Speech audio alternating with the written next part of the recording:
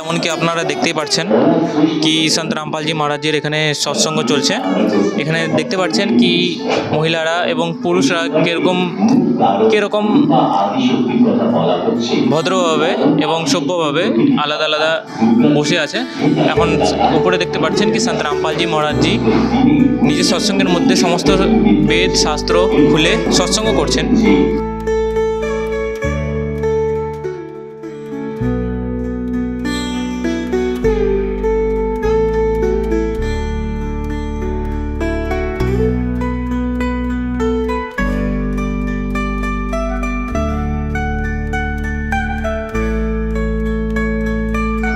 Sir নমস্কার sir, আপনার নাম?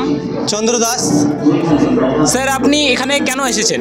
এখানে এসেছি আমাদের গুরুজি সন্ত রামপালজি মহারাজের সৎসঙ্গ চলছে, তার জন্য এসেছি।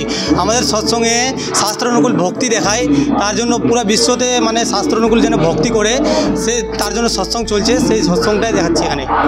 স্যার, সন্ত রামপালজি মহারাজ জি নিজের সৎসঙ্গের মধ্যে কি বলেন? সৎসঙ্গে তিনি দেখান যে শাস্ত্রানুকূল ভক্তি কী জিনিস। দুনিয়াতে অনেক ধর্মগুরু আছে, কিন্তু ধর্মগুরুগুলার মানে শাস্ত্রানুকূল ভক্তি দেখায় না। শাস্ত্রানুকূল ভক্তি এখন দেখতে পাচ্ছি যে অনেক আর কি ধর্মগুরু আছে, কিন্তু ধর্মগুরুগুলা নিজের মানে নিজে যেটা মন যায় সেটা উৎপাটাং ভক্তি দেখায়।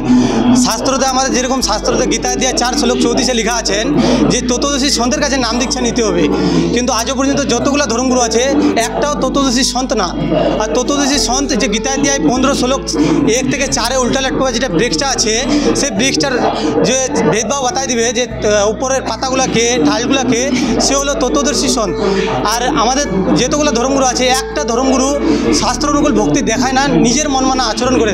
তার জন্য এই আজকে আমাদের রায়গঞ্জে সৎসঙ্গ হচ্ছে, আর সবাইকে দেখানো যাচ্ছে, যেরকম ওইদিকে দেখতে পাচ্ছ সবাইকে দেখানো যাচ্ছে যে শাস্ত্র অনুকূল ভক্তি কী জিনিস।